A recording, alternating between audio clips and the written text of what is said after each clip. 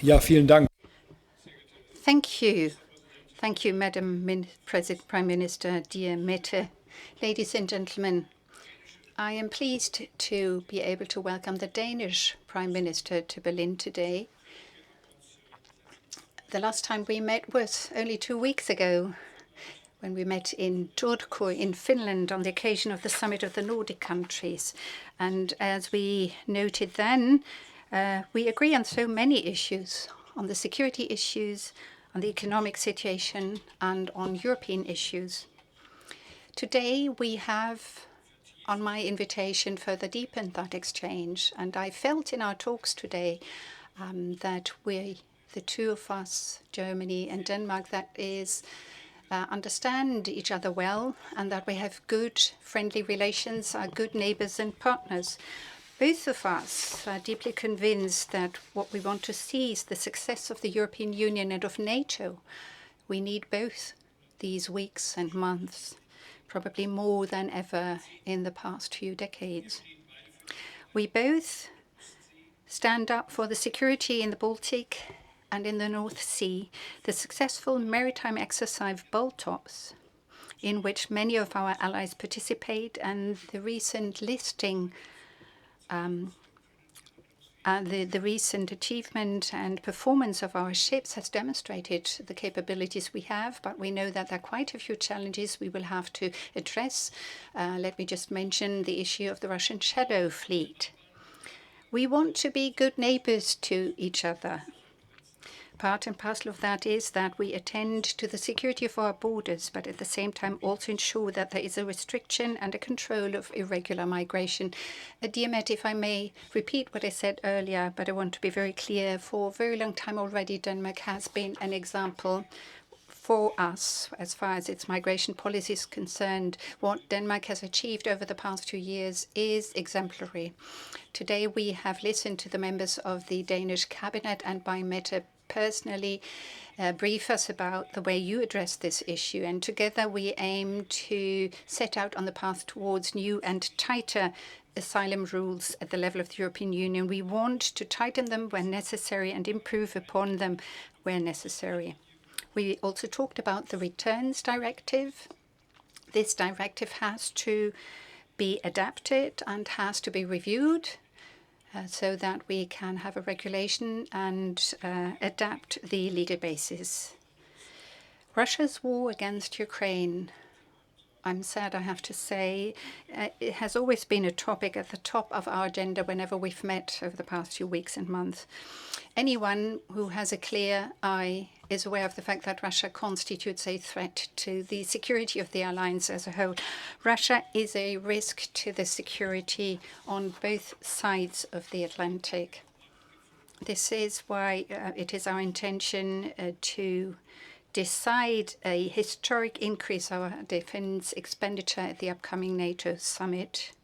We want to strengthen the European pillar of NATO, not only because the American administration or the American president or Washington want us to do so, but because we know that this is in our very own interest. We want it because we want it and because we have to do it. We want to continue to work with our European and transatlantic partners to ensure whatever we can to bring about an ending of the senseless killing in Ukraine. It is utterly unacceptable that Russia has been once again bombarding massively and in a targeted fashion civilian targets in Ukraine. We will not tolerate this, and this is why we will speed up the work on the upcoming next package of sanctions in the European Union. And I'm grateful for the fact that yesterday the EU Commission has set in motion, put forward the work on the 18th sanctions package. In Washington, too, preparations are underway with regard to possible strong measures on the part of Congress and the administration. We will probably talk about that at the upcoming G7 summit in Canada. Denmark is going to take over the presidency of the European Union on the 1st of July of 2025. And of course, we stand ready to provide our assistance as best as we can to the Danish presidency. We look forward to important political impulses that Europe direly needs. The transatlantic cooperation is one topic. Our economies are closely linked. And from my meeting with President Trump, I reported back to you. I indicated to him that we need to bring about an agreement with America quickly, and it would be a good success if we were able to achieve it. But then again, we also agree that regardless of this, we have to strengthen our industry. We want to invest more into the single market because it continues to be the power center and the engine of European unification. My third point concerns energy policy. We aim to further enhance our cooperation on offshore wind energy, hydrogen projects, and expanding the electricity grid. This is important for our supply security, and it contributes to enhancing the competitiveness of Europe as a whole. This is why we've agreed to work on a number of cross-border cooperative projects. One example is the Bornholm Energy Island. This is the first hybrid offshore hub in Europe that is being created, a project that points to the future, and this government will continue to support this project. Again, a very warm welcome, and thank you for your visit. It's a great pleasure to have you here in Berlin today, and I look forward to continuing the good and friendly cooperation as neighbours and partners with our neighbours in Denmark. Thank you, Mr. Chancellor and dear Frederik. Thank you for inviting me here today. Today's meeting has confirmed our deeply rooted German-Danish relationship. Not only are we neighbors, we are close allies and close friends, and we see eye to eye on the most important issues facing our continent right now, the two of us. I'm very glad to see a German leadership pushing for a stronger Europe. It is needed. There is a German saying that der frühe Vogel fangt den Wurm. The early bird catches the worm. It underscores the importance of timeliness and making the most of one's opportunities. You are an early bird for Europe, and I am confident that you will ensure the strong Europe that we need. At our meeting today, we discussed the most important challenges. Security is, of course, top of mind and top of the agenda, with a more aggressive Russia scaling up again, continuing their brutal war in Ukraine. We need to act, boost our support for Ukraine, increase sanctions on Russia, and Ukraine must be put in the best possible position on the battlefield and at the negotiation table. We have to defend the most fundamental principles. Bigger countries simply cannot invade smaller countries. We need a Europe that is able to protect itself. Asking me, it's the only way to deter Russia. We share the ambition, Germany and Denmark, to rearm Europe by 2030 at the latest, as it is clearly stated in the white paper from March this year. And I have to be very frank, we are running out of time. Therefore, it is my top priority, both as a Danish government and as incoming EU presidency. To achieve this, we have to rebuild European defense industry. And of course, the German industry is key for the rest of us to produce more and faster than we are able to today. The two of us also share views on migration. Our citizens in many different European countries, including Germany and Denmark, have voiced their concerns for years, and I am pleased to work with the new German Chancellor to act. I think we need new solutions that lower the influx to Europe and effective returns of those that do not have the right to stay in our countries. If we are to maintain the social cohesion of our societies, we cannot accept everyone who wants to come to Europe. It has to be a democratic decision who can enter our societies. And as you said, we also had discussions today about the needed cooperation on green energy. A cooperation we hope to expand when it comes to Bornholm, energy island Bornholm. We share an ambition to invest in the production of green energy and infrastructure in Europe to install more wind and solar, to connect our energy systems better, to create jobs, and to make us independent of Russian gas. So many important issues on our table, but we look at many of these challenges with the same eyes, so I really look forward to our cooperation. Thank you.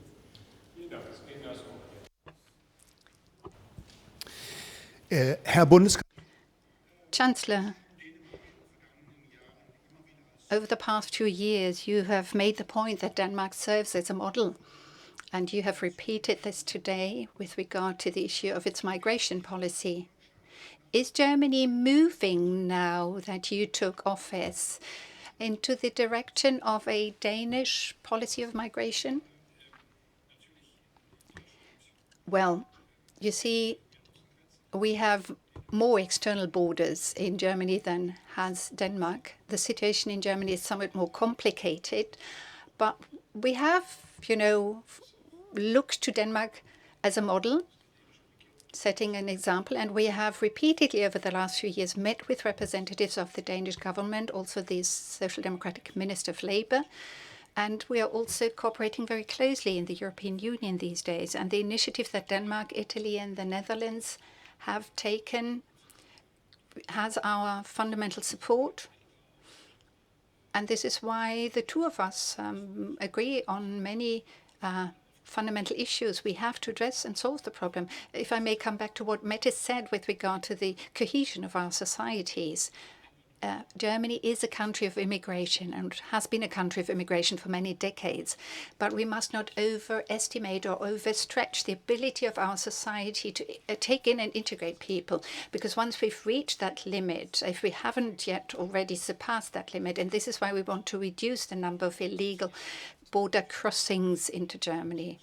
With the change of the government in Germany, a change has been introduced in that regard. And the federal government has taken a first few steps. When we were in the opposition, we called upon the government for necessary changes. But now that we've taken over, we have taken a few additional measures. The numbers are going down, but we are a far cry from where we want to be. Dankeschön. Thank you, Chancellor. Today you talked about an agreement between easing export limits and restrictions between China and the United States. Generally, we welcome that, but are you afraid that this might be at the expense of Europe and Germany? Because the Americans say that they will now be supplied with rare earths, but we don't have a solution with regard to that issue as far as Europe is concerned. So does this agreement come on the backs or at the expense of the Europeans? Because you mentioned the sanctions against Russia. Turkey has announced today that they will not accept this decision that has been taken. What will Europe be able to do? Are you hopeful that this sanctions package can be passed at the latest next week? I continue to be confident that this 18th package too will get the consensus of the European Union. The permanent representatives will have it on their agenda next week, and we might have perhaps to address it once more in the European Council, but perhaps we will have a solution by the end of next week. And as far as the agreement between America and China is concerned on the issue of rare earths, yes, I expressly welcome this agreement. No, I don't see this happening at the expense of Europe. Another conflict that has been addressed and has been dealt with, which is something that I welcome, and I hope we will be able to reduce conflicts in a similar fashion with the United States. As far as I'm concerned, it is my personal conviction and it is the belief of the government that open markets, free trade, access to raw materials and resources is of importance and the best solution to everyone. And we want to contribute to making this happen. Therefore, I welcome the fact that such an agreement has been reached between America and China, and I do hope that we will be also able to enter into similar agreements on the issue of customs soon.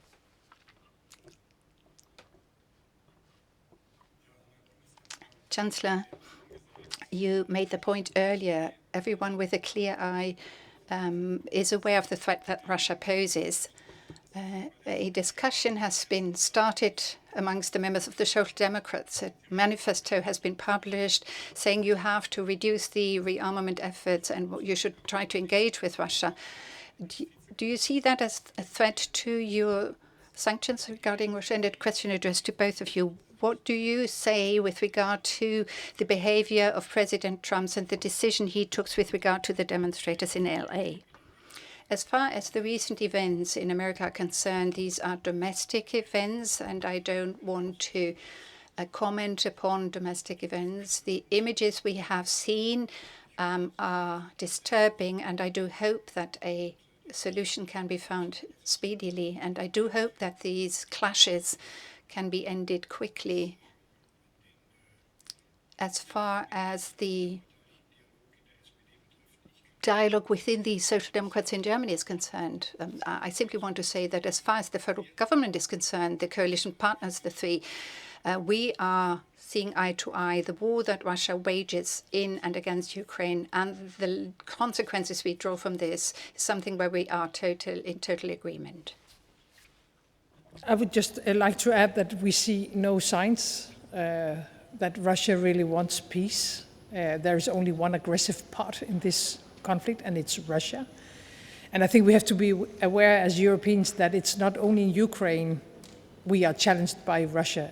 We now see tensions in the Baltic Sea, sabotage. We see cyber attacks against Europe, hybrid attacks against Europe.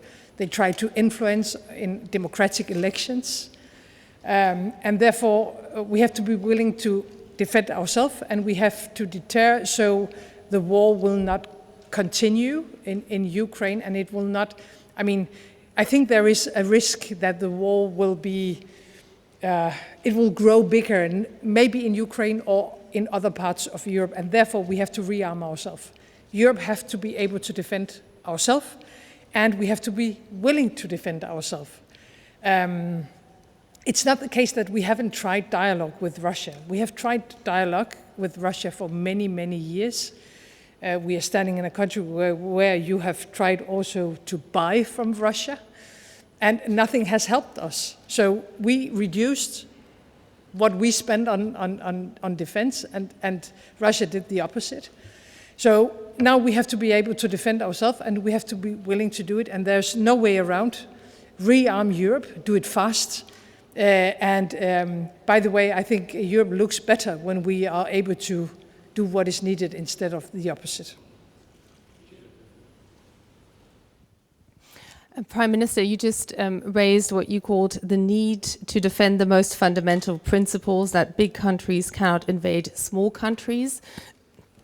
US President Trump has mentioned Greenland as an area that he might be interested in. Did you discuss that? And did you get assurances? And to both of you, what in your eyes is at stake when you look at those disturbing images in Los Angeles in terms of the reputation of the United States, both amongst its allies and what it projects into the world? We have had the possibility to discuss Greenland several times, and I am very glad that we get a lot of support from the European Union, from our allies, from our neighbors, including Germany. It is also necessary that we get that support because the sovereignty of states is one of the core principles in the world order we have built up for many decades. And I don't think we can accept any attacks on the core idea and values of the world that we believe in. And so the sovereignty of states, the territorial integrity, and by the way, the future of Greenland can only be decided in Greenland by the Greenlandic people. So we have been very clear in our statement from the Kingdom of Denmark, so has Europe and our European allies and colleagues, friends, neighbors. I have to say that I think President Trump is serious when it comes to Greenland, and I have to say that so are we. Noch einmal, ich möchte die Again, as far as the events in Los Angeles are concerned, I don't want to comment upon them from here. I do hope that the clashes on the ground can be ended quickly. And as far as Greenland is concerned, the principle of the inviolability of borders is enshrined in international law and is not at anyone's disposal. I had the pleasure and the opportunity to meet with the Prime Minister of Greenland on the fringes of the meeting in Turku. I was very impressed by the gentleman. Although he represents a fairly small group of people, he has very precise ideas about the development of Greenland. And the Danish government is also very committed and is aware of the potential that Greenland has to offer, does whatever needs to be done. So as far as these questions are concerned, we are closely at the side of our Danish friends, and that will continue to be the case. Thank you. So, many thanks.